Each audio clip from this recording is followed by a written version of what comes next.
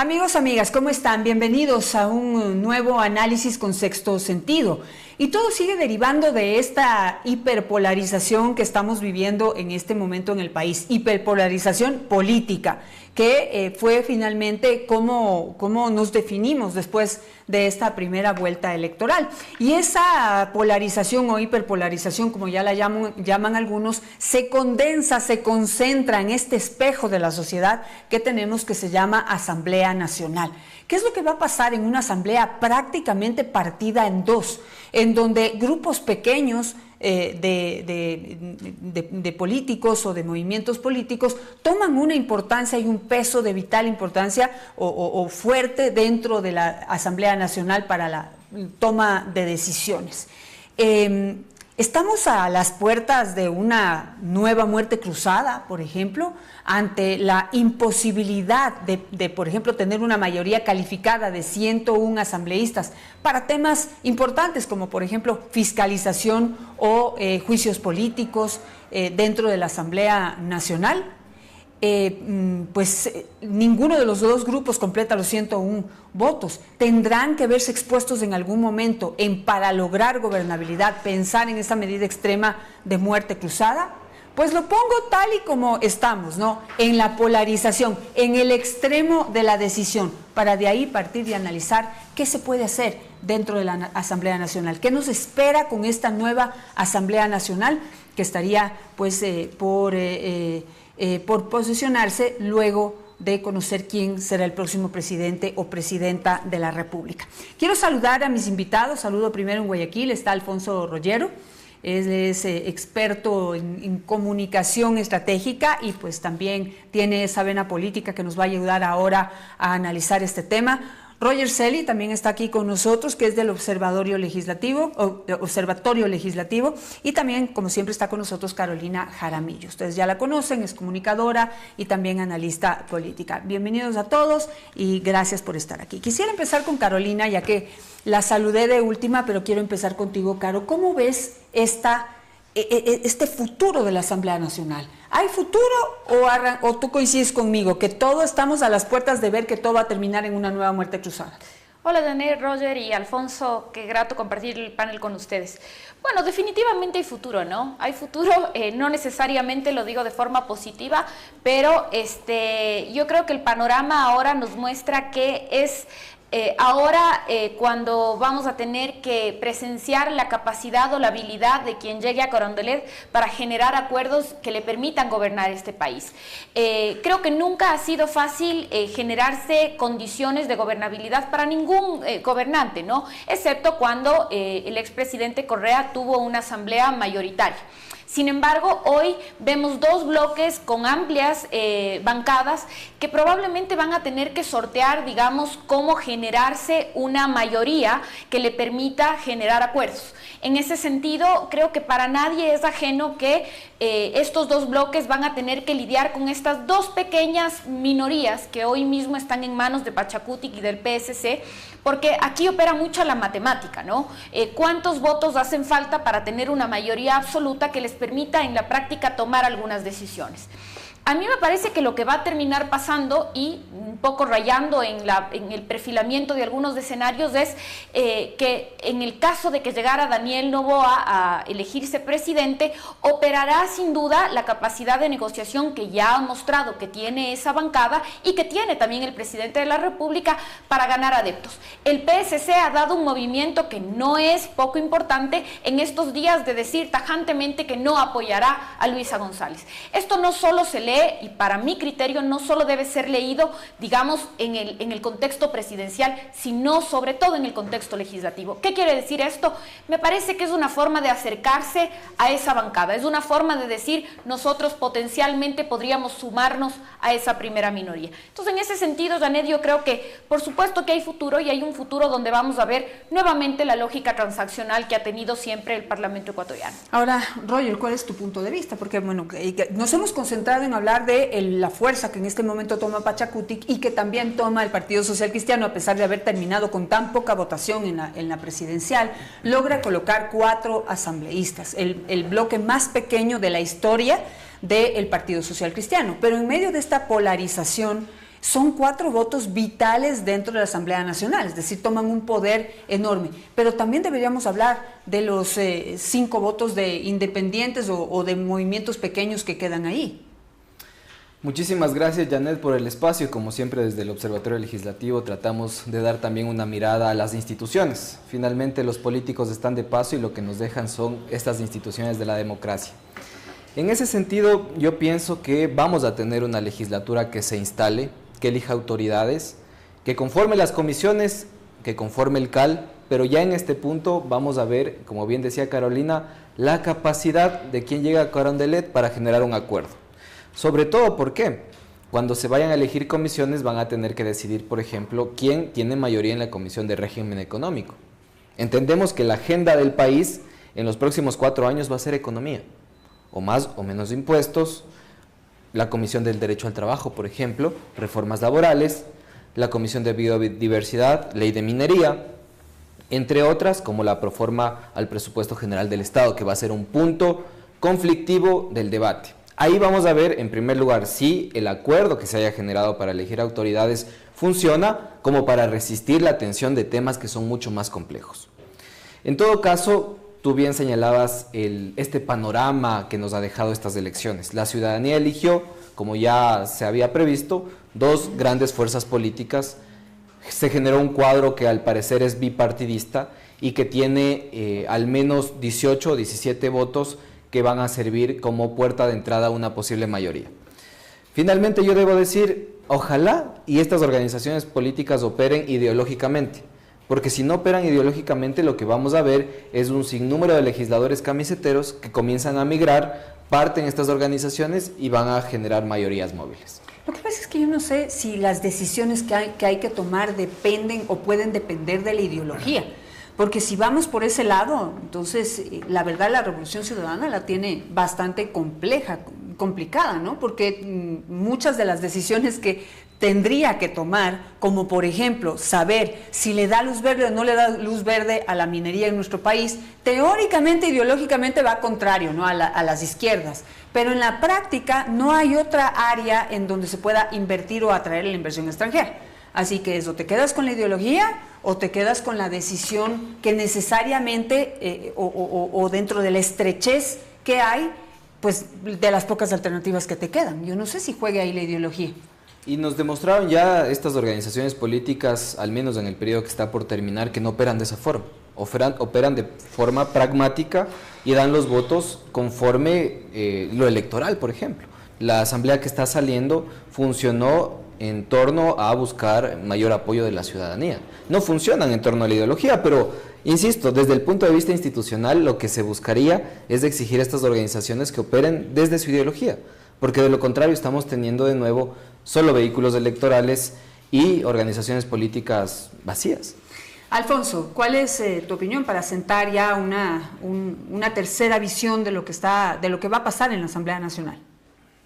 Primero, pues un gusto saludarte, Janet, y a Carolina y a Roger. Muchas gracias por la invitación y un gusto compartir con ustedes. Primero, las premisas, ¿no? Digamos, la foto actual nos dice 3 cosas probablemente, ¿no? El bloqueo del arma de hostilización máxima, que es el juicio político, probablemente sale del juego en esta primera fase, ¿no?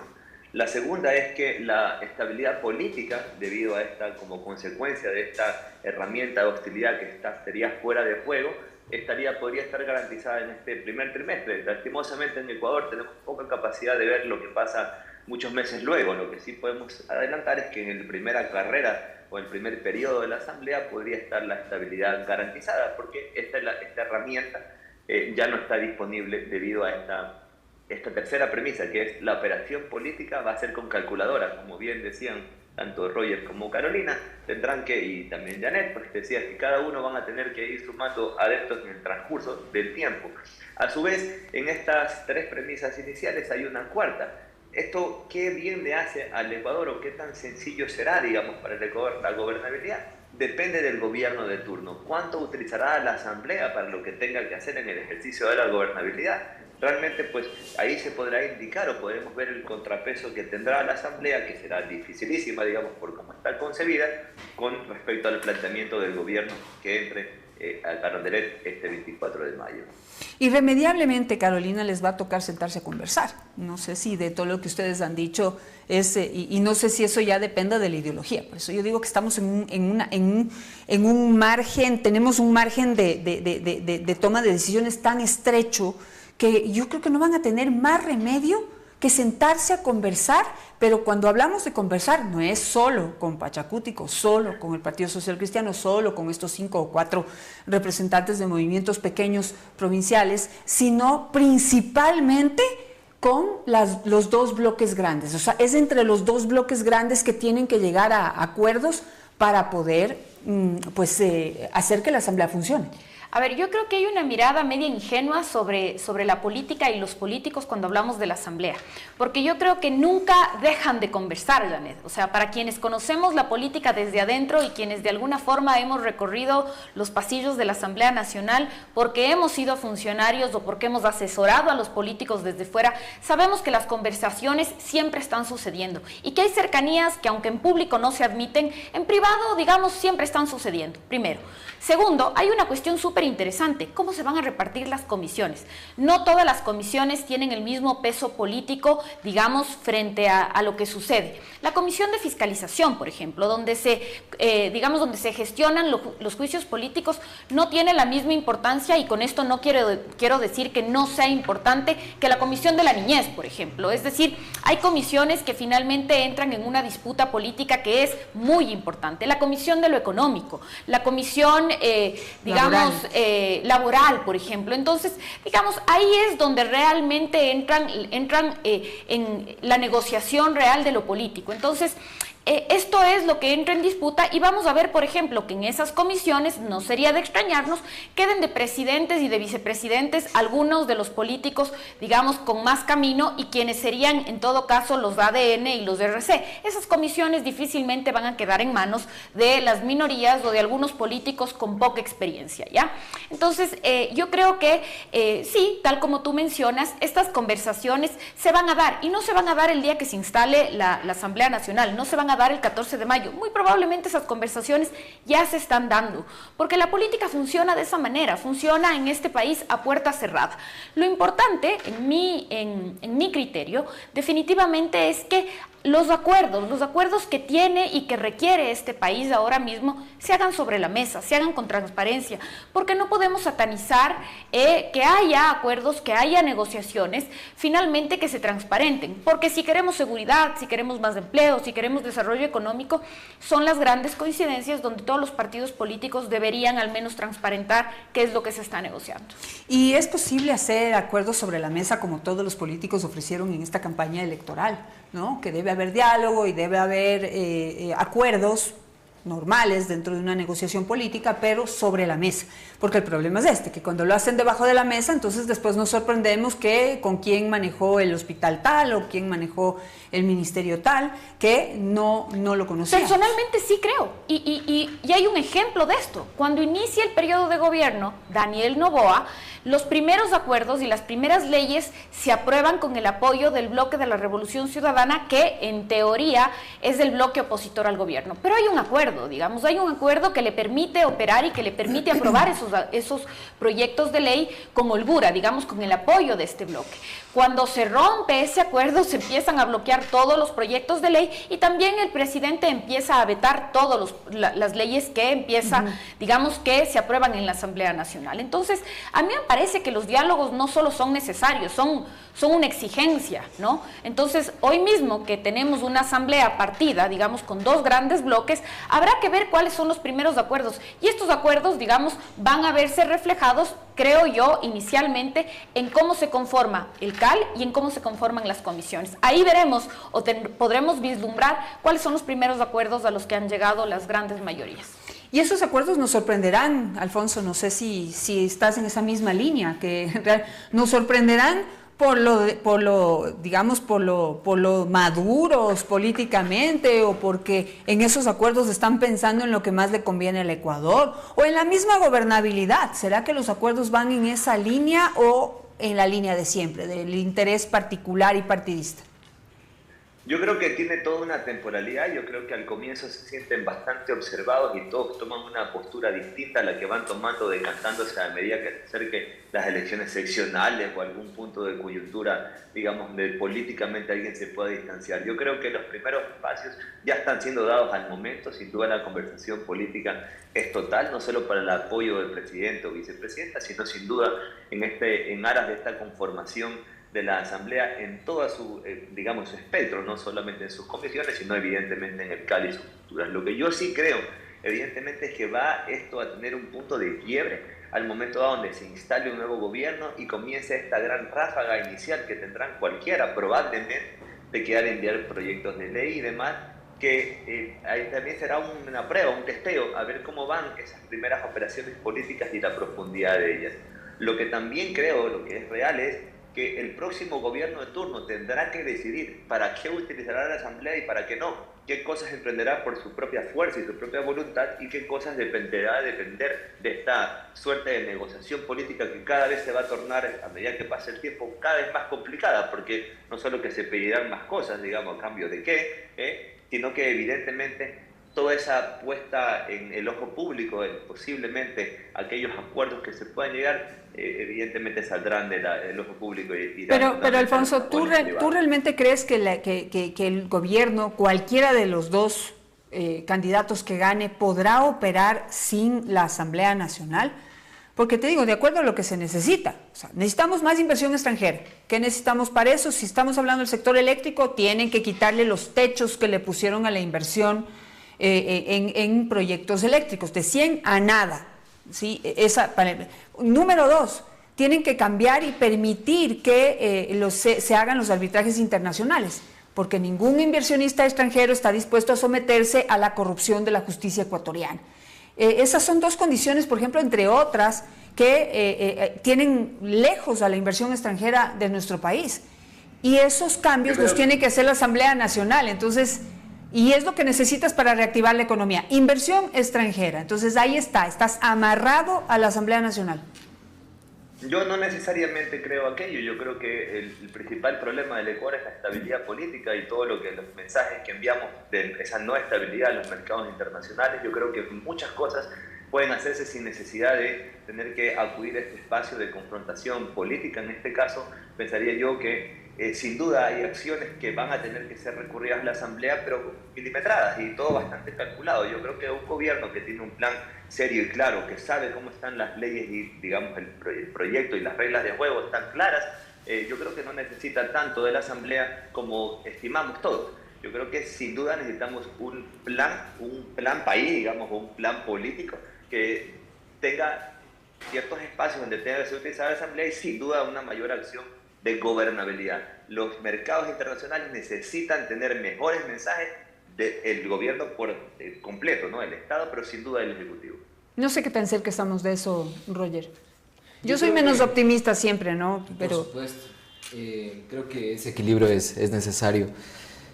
Pienso que el gobierno y la Asamblea van a estar a 3 meses de prueba, como en cualquier trabajo, para ver si pasan esta prueba y no vamos a algo más extremo, que podría ser una muerte cruzada, que es un escenario probable. Y la gran pregunta es si nuestros políticos tendrán la capacidad de sortear o superar la polarización a través de un gran acuerdo, como se ha señalado como posibilidad. O por el contrario, si es que para superar esta polarización van a tener que acudir a la compra de legisladores, que es una posibilidad también. Y que no es raro, ¿no? Y que no es raro. Ni nuevo. Por supuesto. Hay un legislador que decía, sin empacho, en un medio de comunicación, que un voto, dependiendo del tema, cuesta $2 millones. Creo que ese un mensaje desde un legislador es potente para el pensar de los ecuatorianos. Y el tema es bastante concreto, Janet. Tú mencionabas temas fundamentales como arbitraje, como reformas laborales, el tema minero. Y voy a poner 3 puntos sobre lo que suele suceder en la Asamblea Nacional. El primero, cuando vayan a querer aprobar una ley del oficialismo, tiene que ver sí o sí una negociación de una ley de la oposición. Si la ley del oficialismo es un tema de reforma laboral, necesariamente la oposición estará obligada a apoyar esta ley para que le apoyen, por ejemplo, una reforma en materia de administración de justicia. estoy poniendo el escenario en el caso de que gane Daniel Noboa, y insistan en el tema de revisión de sentencias. Y ahí el tema ya se vuelve con un peso bastante claro, y ya no es ideológico, es pragmático. Luego, en materia de fiscalización y control político, ¿qué pasa si es que se intenta, y no es del agrado del oficialismo o de la oposición, el nuevo fiscal general del Estado, o quien ocupa este cargo? Y ahí de nuevo volvemos a esta tensión. Entonces, depende mucho de los temas más que del ideal del gran acuerdo país. Finalmente debo decir que la historia nos ha demostrado, desafortunadamente, que nuestros políticos siempre anteponen el interés partidista, el interés político, sobre la agenda que necesita la ciudadanía. Claro, entonces, digamos, tenemos este legislador o electo o antiguo, no sé qué será, o reelecto capaz, que dice que un voto cuesta $2 millones en la Asamblea Nacional, imagínense eso, ¿no? Pero yo creo que esto nos va a costar más caro, porque no van a negociar solo dinero, sino que sobre la mesa va a estar, ok, ¿quieres que vote por la reforma judicial? Perfecto, quiero fiscal general del Estado. Quiero que me dejes tener fiscal general, quiero tener mis propios vocales o mi propio presidente en el Consejo de la Judicatura y quiero que me permitas revisar sentencias, por irnos justamente pensando en si Daniel Noboa entra a la presidencia o no, porque tiene su mitad de poder y de votos dentro de la Asamblea Nacional y capaz que le dicen eso, pues vamos hacia esta ley que tú estás proponiendo, pero quiero el fiscal general del Estado.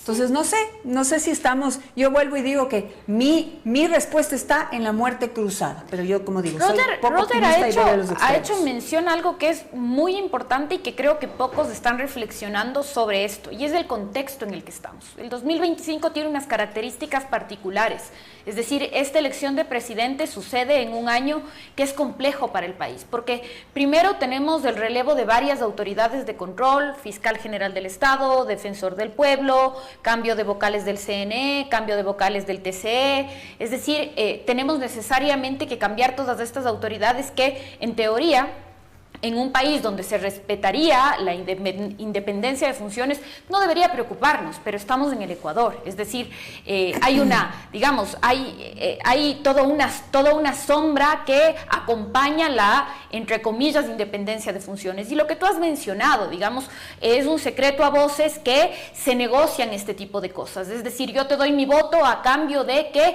me dejes incidir en el concurso, me dejes poner un nombre, me dejes de alguna forma tener una participación oscura donde este tipo de actos no deberían suceder. Entonces, creo que es súper importante mirar el contexto, porque en este año, vuelvo e insisto, están sucediendo todos estos cambios en el país que se supone debería enrumbar al Ecuador a un estado donde se respete la independencia de funciones. Entonces, creo que también es importante mencionar que ambos candidatos que han pasado a esta segunda vuelta han anunciado ya la intención de llevarnos a una constituyente. En ese sentido, no hay un futuro certero para el primer poder del Estado, porque mañana más tarde, tanto González cuanto Noboa pudieran anunciar de ser electos que nos vamos a una constituyente, y hasta ahí llegaron los legisladores electos. Entonces, creo que...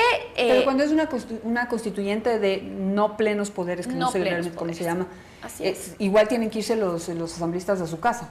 No necesariamente, pero digamos, también les ponen una encrucijada, ¿no? Porque el presidente, hasta donde entiendo ese procedimiento, él también tiene que mandar digamos, si lo decide, un paquete de reformas a la Asamblea Nacional. Y en ese sentido, digamos, se entraría a negociar voto por voto, que es, digamos, ahí donde empieza esta lógica transaccional que yo, digamos, es como he definido cómo se ha entendido o se ha malentendido el procedimiento legislativo que hay en el intermedio para intercambiar estos votos, ¿no? Que de alguna manera es súper triste admitirlo, pero varios legisladores, yo le diría a Roger que no es solo uno, ¿no? María Belén Cordero o Ana Galarza han admitido públicamente que no solo se intercambia por plata, se intercambia por cargos públicos, se intercambia por entre comillas, darte el poder en una provincia, y habría que preguntarles a esas mismas legisladores y legisladores, ¿cómo es que ustedes saben eso? ¿Por qué no han denunciado públicamente? ¿Por qué no han ido a las instancias reguladoras para denunciar esto? Claro, pero te doy mi punto de vista ahí, porque digamos la política no está inventada en el Ecuador, Sí. Y la negociación tampoco está inventada en el Ecuador, ni aquí se han inventado una forma rara de intercambiar votos a cambio de el manejo de ciertas áreas de poder. Eso es lo normal, o sea, eso es lo que van a negociar, porque si no, ¿qué es plata? Que eso me parece peor, ¿sí? El problema es que no sea sobre la mesa, ¿sí? ¿Cómo se hace en otros países de lo que he investigado y he analizado? En países europeos o en Israel, por ejemplo, ¿sí? Lo hacen sobre la mesa. Se reúne la oposición y el gobierno y le dice, ¿sabes qué? Yo quiero el área económica, la voy a manejar yo, oposición. Y el gobierno dice, perfecto, de ahora en adelante el partido de oposición va a manejar la economía. Cualquier cosita le reclaman a ellos. Pero hay una abismal diferencia entre las coaliciones gobernantes, que es a lo que tú te estás refiriendo, entre las coaliciones gobernantes y, digamos, negociar con dinero, negociar la entrega, digamos, de una institución para que, digamos, con vicios de corrupción la maneje un legislador o una fuerza política. Eso es porque lo hacen bajo la mesa. Porque si lo haces sobre la mesa y dices de ahora en adelante yo me voy a encargar de los hospitales públicos, pues ya tienes a quien reclamarle porque en vez de que funcionen, le están alimentando de dinero, ¿sí? a ese legislador y a su organización. Pero ahí si viene alguien de la oposición y dice, tengo la fórmula para que los hospitales funcionen, dame chance, ¿sí? Y tienes mi voto, y esto se lo haces sobre la mesa, presenta el plan, o sea, es lo que funciona en otros países. Obviamente en este país no, aquí todo se hace a cambio de dinero o de maquinarias de dinero, como por ejemplo son los hospitales públicos, ¿sí? Entonces eso es lo que digo, no le veo problema a que haya una negociación, el problema es que no se hace sobre la mesa. Sí, podría ser, digo, o sea, lamentablemente en el Ecuador hay una lógica transaccional de compra y venta de conciencias, pero que además tiene unos orígenes estructurales, ¿no? Y esto no tiene que ver, no es un problema coyuntural, ¿no? Es un problema también que quedó evidenciado en la papeleta esta vez. Es decir, para mí, y es una lectura personal, para mí los votos de los ecuatorianos de esta vez también nos están diciendo que hay una sanción a los partidos políticos. Es decir, no queremos más oportunistas, no queremos más politiqueros. Con esto no quiero, digamos, tachar a todos, ¿no? Me parece que no se les puede generalizar a todos los políticos con un solo calificativo. ¿Pero qué quiero decir con esto? Hoy vemos cómo, lamentablemente, todos, digamos, intentaron subirse a la papeleta electoral, pero los ecuatorianos finalmente tienen la capacidad de reconocer, ¿no? Y en esta polarización que hoy todos mencionan, de alguna manera hay un castigo colectivo, ¿no? Y, digamos, lo que hoy nos llama a discutir en este panel de alguna forma refleja que hay un problema estructural de representación. ¿Qué es la representación? Que todo el mundo habla, que todo el mundo la menciona. Finalmente es la capacidad de hablar en nombre de alguien más. Y ese hablar en nombre de alguien más, en la práctica, ha quedado reflejado de que la gran mayoría de estos, entre comillas, líderes políticos no tienen. No hay partidos políticos con esa capacidad en el Ecuador, y lo que orilló a los ecuatorianos en esta primera vuelta fue a darle su voto a dos candidatos que tienen posibilidades hoy mismo de llegar a la presidencia de la República, y a 14 o digamos a 12 de ellos decirles no nos representan, no les vamos a dar su voto. Y de alguna forma lo que hoy vemos en la Asamblea Nacional y todos estos problemas que estamos comentando son consecuencias de eso, de una grave crisis estructural en los partidos políticos en el Ecuador. Perfecto, es lo que hay. Sí, esto es lo que hay, Alfonso, y vuelvo y lo pongo sobre la mesa. ¿Cómo va a estar esta próxima Asamblea Nacional cuando tenemos políticos que no se alinean con lo que debería ser, sino con lo que son?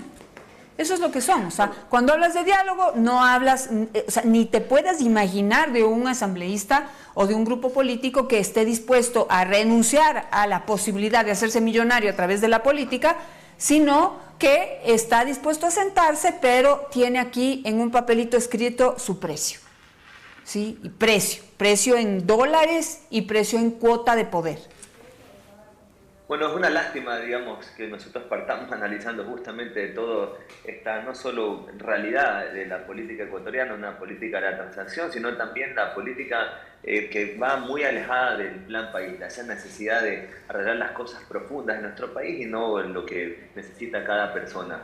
A su vez, también otro elemento importante en esta discusión es justamente lo que mencionaba Carolina últimamente, ¿no? El tema de los partidos políticos.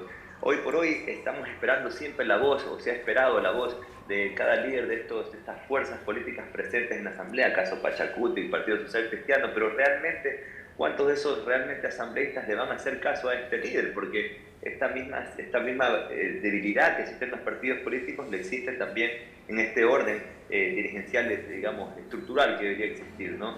¿Cuánto de esa división del líder del partido pues pueda realmente calar en este curul? Realmente el asambleísta en ese curul, que estará solo, probablemente tendrá que manejarse solo, digamos, sin ninguna instrucción, es muy probable.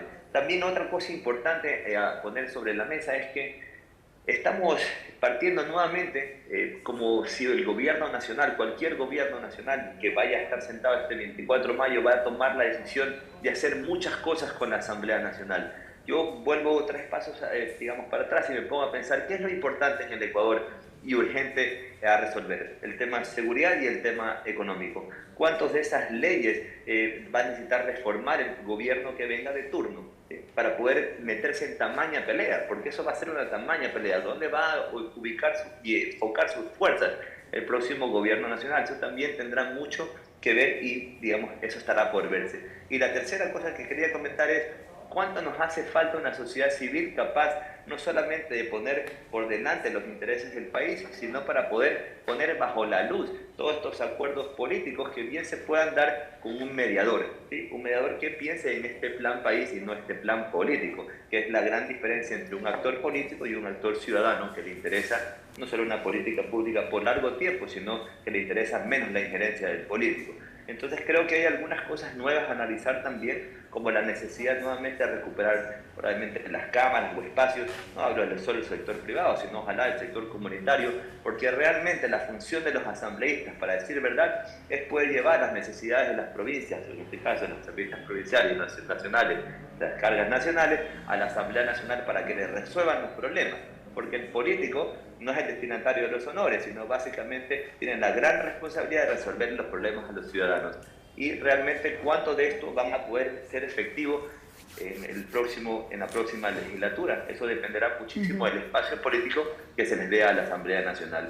Yo creo que este elemento de amenaza continua al gobierno, que es el juicio político, quita un gran peso en la necesidad de ir a este espacio con la insistencia que otros gobiernos han necesitado de la Asamblea Nacional. Perfecto, entonces destaco y pongo este punto sobre la mesa como haciéndole un highlight a lo que acaba de decir Alfonso, y es que quizás más que nunca hoy es el momento de la sociedad civil. Es decir, no sé si consciente o inconscientemente, yo siempre tiendo a creer que mucho más conscientemente los ciudadanos hemos dejado de lado, los votantes, dejamos de lado a todos los politiqueros, decimos, oigan, déjense de cosas, no podemos elegir entre 16 candidatos. ¿No quieren reformar el Código de la Democracia? Bueno, pues entonces vamos a las urnas y les damos decidiendo. Y decidimos solo por 2 candidatos porque eso es lo que consideramos que es lo óptimo. Pero luego de esa responsabilidad o de ejecutar ese derecho, ahora viene la responsabilidad. Y es la responsabilidad de no dejar suelto ese poder ciudadano, de ponerles en orden a los políticos. Entonces, hoy más que nunca es el momento de la sociedad civil para que todos estos acuerdos se hagan sobre la mesa y se hagan acorde a los intereses de los ecuatorianos. Entonces, en ese sentido, Roger, ¿tú cómo ves viene este tercer actor que ojalá tome su fuerza, ¿no? Los gremios, la academia, las organizaciones sociales, de organizarse y ejercer un poder sobre los políticos para que se haga lo correcto? ¿Estamos en ese momento realmente? No, desafortunadamente la sociedad en el país, la sociedad civil en el país corre un riesgo grave, y no solo en el país, sino en el mundo. Hay gobiernos que están extremando sus medidas para debilitar a la sociedad civil y a estos sujetos que podrían considerarse incómodos para el poder. El Observatorio Legislativo, por ejemplo, ha trabajado ya 10 años tratando de poner en evidencia y tratando de mejorar la transparencia de las decisiones públicas, y ha sido un actor incómodo para los malos políticos, y en ese sentido ha recibido también retaliaciones que van incrementando conforme pasa el tiempo. Por poner un caso particular, te debo decir, las organizaciones políticas en el país son como esas familias disfuncionales que siempre necesitan un mediador. Yo veo con mucha preocupación que el gran mediador en este año que vamos a vivir de nueva política, entre comillas, va a ser de nuevo la justicia. No va a ser la sociedad civil, porque la sociedad civil hoy en día está debilitada. En este país no se invierte en democracia, Janet. No se invierte en democracia. Es de lo último en la fila a la hora de pensar en las principales necesidades del país. Por tanto, la justicia podría ser un botín. Pensemos, y es súper lógico lo que va a pasar, pensemos en que para censurar o destituir a un consejero de participación ciudadana se va a necesitar mayoría absoluta, 77 votos. Y pensemos que esos consejeros de participación ciudadana van a dar lugar a los concursos públicos para elección de autoridades importantes en el país, como altas cortes, como la Fiscalía General del Estado. Entonces, en ese sentido, al tener unas organizaciones políticas disfuncionales, porque esos son, no funcionan bien, una sociedad civil debilitada y una justicia que puede ser acaparada y puede ser tomada como botín, creo que la proyección de este año, y ahí coincido contigo, es negativa. Creo que tenemos que estar muy atentos a lo que van a hacer nuestros políticos. Y Roger, yo creo que hay un factor que no estamos poniéndolo sobre la mesa y quizás es el factor más importante y que más incide en la toma de posiciones y decisiones, principalmente de la sociedad civil, que está aterrada, porque nuestro principal enemigo en este momento, en todo sentido, es el narco. Y no sé si lo estamos tomando en cuenta dentro de este escenario político que se viene de hiperpolarización. Sí, de acuerdo. Creo que Roger es pesimista como la mayoría de nosotros, pero además hay datos. Hay datos que nos dicen que a la sociedad no solo no le importa lo que haga el Parlamento, sino que tiene un pésimo concepto. Y esto es regional, digamos, es un fenómeno que no es nuevo, no es coyuntural. Es decir, el Latinbarómetro, se me escapa el dato ahora mismo, pero el Latinbarómetro nos dice que la gente preferiría que el Parlamento no exista y lamentablemente esto además de alguna forma te revela el poco espíritu democrático que tenemos los ecuatorianos. Es decir, te dice, yo preferiría que la asamblea no exista, pero yo creo que en el fondo es porque finalmente no se entiende el equilibrio democrático que significa que exista un parlamento que pueda hacer un contrapoder al poder ejecutivo. Digamos, finalmente sin Parlamento no se podría interpelar al Poder Ejecutivo, no se podría fiscalizar al Poder Ejecutivo, y yo creo que esto viene dado por un sinnúmero de factores, ¿no? Digamos, la mala fama que se hacen los propios legisladores, digamos, todo lo que de alguna forma rodea la gestión de la Asamblea. Lo que tú mencionas es muy cierto y yo últimamente menciono mucho este dato. El Ecuador está en el segundo puesto en Latinoamérica donde los ciudadanos vivimos con el miedo de ser asaltados. Ya, no le pongamos un nombre, no hablemos del narcotráfico como digamos, supernegocio que mueve toneladas de droga alrededor del mundo. Hablemos de lo cotidiano, digamos, de esta sensación fea con la que vivimos los ciudadanos cuando cruzas una calle, cuando sales de tu casa y tienes esta fea sensación de que te va a suceder algo, porque eso es lo más cotidiano. Y en ese sentido, creo que es este mal consejero con el que convives a diario. Entonces, me parece que no es menor en la medida en la que es la sensación primaria con la que nos hemos acercado a las urnas durante los últimos años, para votar para presidente, para votar en la consulta popular, para votar por los legisladores. Entonces, siendo esto el primer sentimiento con el que estamos viviendo, ¿qué nos puede esperar a futuro? Digamos, no es la esperanza, no es la ilusión, digamos, es el terror, es el temor, es esta sensación de zozobra la que nos acompaña, y además yo creo que esto está muy bien leído por los equipos de campaña, digamos. ¿Por qué? Porque es el discurso primario con el que se están moviendo las dos candidaturas. El otro es del terror, el otro es del temor, no te dejes llevar por el miedo, pero finalmente es lo que nos están, digamos, todo el tiempo moviendo y promoviendo dentro de los sentimientos a los y las ecuatorianas. Entonces, en ese mismo sentido, yo creo que es súper importante entender que en una sociedad que está totalmente desilusionada, totalmente desgastada, ¿qué podemos esperar, digamos, de los cuerpos colegiados como la Asamblea Nacional? ¿Qué puedes esperar de legisladores que finalmente no están operando con un proyecto de país, no están operando de acuerdo a las expectativas de los ciudadanos, sino con agendas que son finalmente finalmente políticas, finalmente partidistas, finalmente están respondiendo ni siquiera a una, digamos, una agenda programática de un partido, sino a una agenda de unos líderes. Porque si miramos finalmente cuáles son las coincidencias entre las 4 fuerzas políticas que han logrado escaños en la Asamblea Nacional, es que tienen unos líderes absolutamente identificados. Correa, Daniel Noboa, Leonidas Issa y Jaime Nebot. Es decir, los partidos políticos, las fuerzas políticas en este país que logran mediano éxito son esas fuerzas políticas que tienen unos líderes con ciertos rasgos caudillistas. Y yo sé que me van a incendiar en redes por haberlo dicho, pero lamentablemente esto es lo que tiene mediano éxito político en el Ecuador. Fuerzas políticas con líderes con ciertas características caudillistas, porque así funciona la política en este país. Alfonso, de tu planteamiento, mira en lo que ya vamos, ¿no? Y partiendo de una realidad, que creo que esto es y lo digo lamentablemente, o sea, hay muchos elementos que surgen de la realidad, de la historia y de la experiencia en este país. La Asamblea siempre ha sido, opera para sí misma, no opera para los ecuatorianos. Yo la verdad no sé por qué siempre nos ilusionamos, ¿no? Como por ejemplo, Issa o Nebot o cualquiera de los líderes caudillos finalmente operen en favor del Ecuador. No lo han hecho nunca, ¿por qué lo van a hacer ahora? Por ejemplo, decir Jaime Nebot se va a quedar con Daniel Noboa. No lo ha hecho en los 2 últimos gobiernos, en las 3 últimas asambleas. ¿Por qué lo va a hacer ahora? No, yo no tengo ningún tipo de duda que eso no vaya a suceder, digamos. No, ningún político se queda con otro, menos aún si no le genera algún tipo de incidencia, ya sea en su voto o en su control territorial o en control político. A mí lo que me queda claro es los espacios que deja, digamos, esta asamblea de su conformación, las oportunidades que esto puede generar y también las amenazas que sin duda esto tiene. Lo que también está claro es que esos líderes de partidos políticos, los que tienen presencia en la asamblea, tienen mucho que ver y en estas elecciones también con aquellos que tienen control electoral, cosa bastante importante y discutida en esta primera vuelta.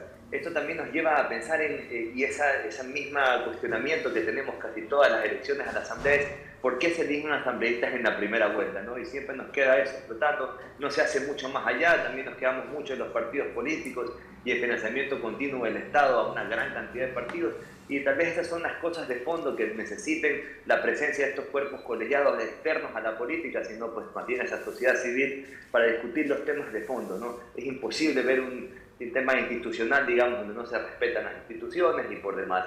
Pero yo tengo otra mirada, porque sin duda el escenario político está conformado así, falta una segunda vuelta a ver quién es el presidente, pero las necesidades, o presidenta, las necesidades de este país no van a cambiar si fuera ella o él, tampoco si la asamblea se conforma de asado o cocinado, sí, eso no va a cambiar, las necesidades del país están bastante bien marcadas, evidentemente también el comportamiento de los políticos tampoco esperemos que cambie, porque no ha cambiado en otros tiempos. Lo que sí demanda es un cambio en los ciudadanos, que seguramente la gran mayoría tiene cero interés en política, pero los que tienen interés es necesario que tomen partido y tomen evidentemente este partido para poner por delante los intereses de un país.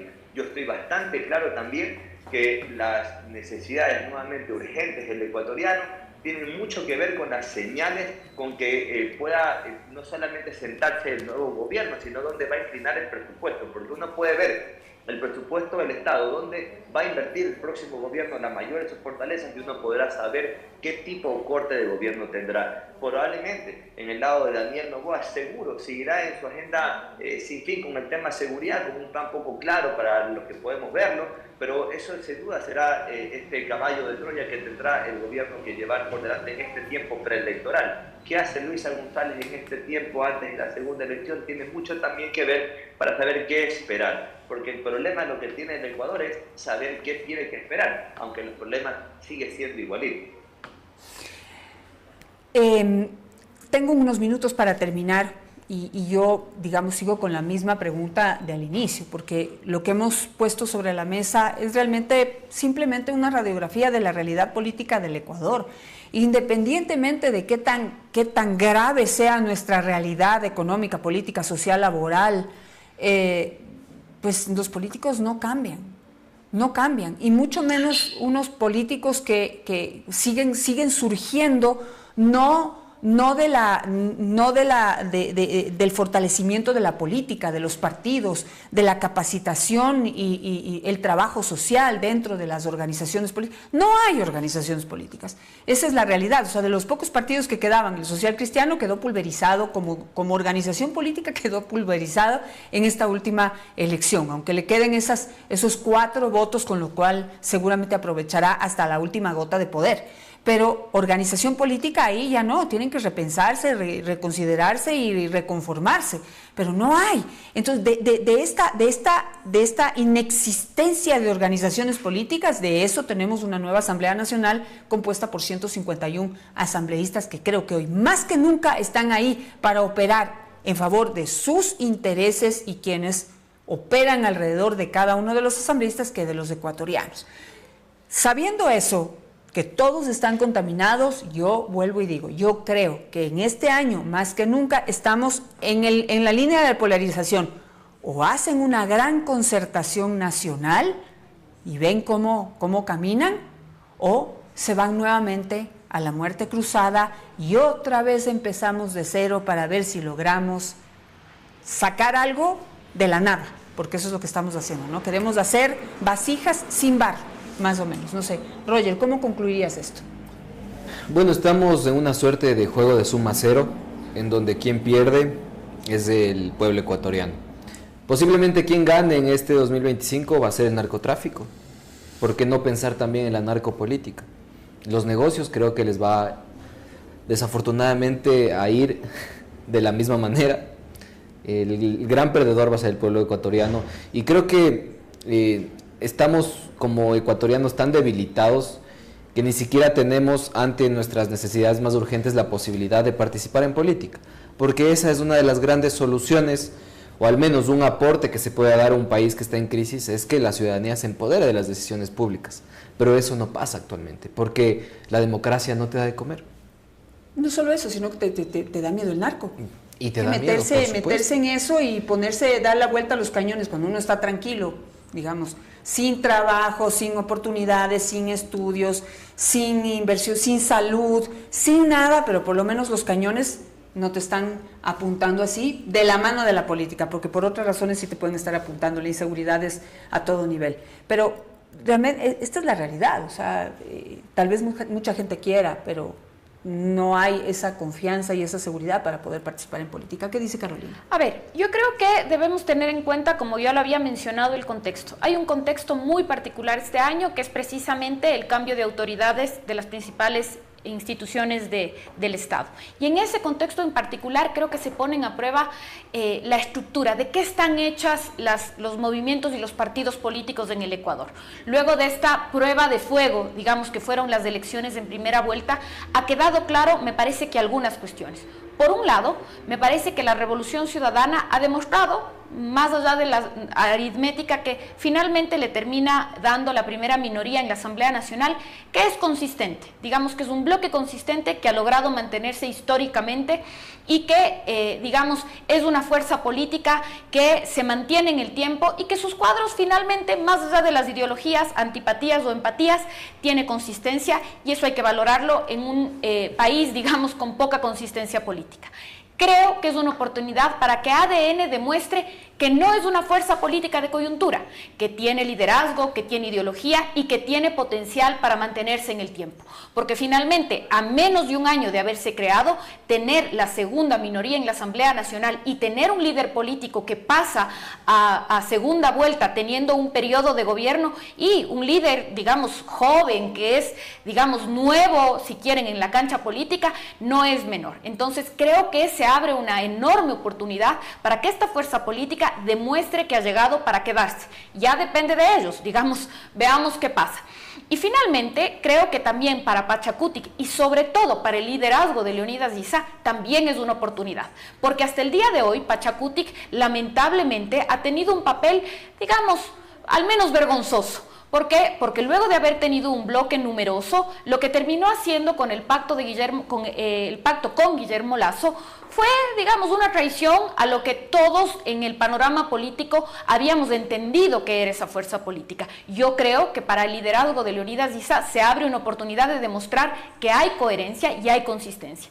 En ese sentido, concluyo diciendo que es un año crucial para la política en el Ecuador por la coyuntura y por los liderazgos que hoy se ponen a prueba.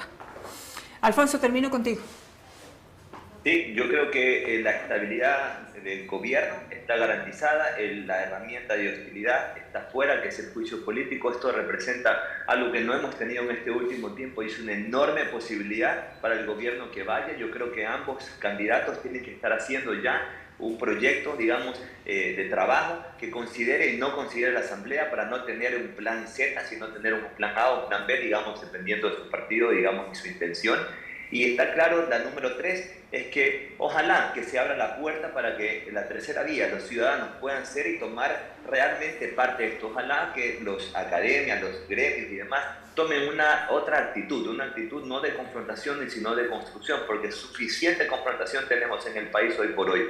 Creo que se necesita un tercer elemento, digamos, que sea no solamente un elemento de negociación, sino también disuasivo a los intereses políticos. Los ciudadanos tienen que estar más presentes y tal vez el mensaje final es que la política está metido en todas las entrañas del Ecuador, no solamente en la política per se, sino hasta en el deporte. Ojalá que parte de las cosas que estos años vaya haciendo como conclusión es que la política salga por completo ojalá de todas las estructuras que no necesiten de ella. Los ciudadanos somos más libres, somos más productivos, más independientes, sin tanto político que estorbe, molesta y no que nos resuelven sus problemas, sino que nos generan una serie de nuevos problemas que no tenemos para qué tenerlos.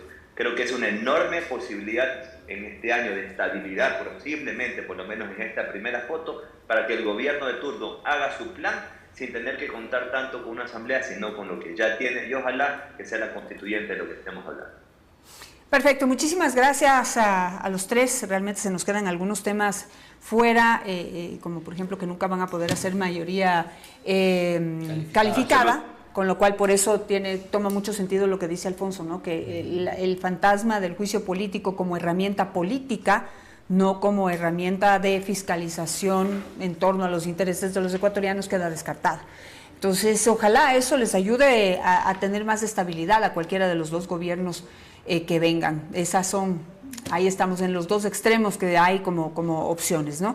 Pero pues estos temas los podremos seguir discutiendo con Sexto Sentido. Así que muchísimas gracias a Roger, Carolina y Alfonso por ayudarnos a analizar este tema. Con ustedes nos vemos la próxima semana.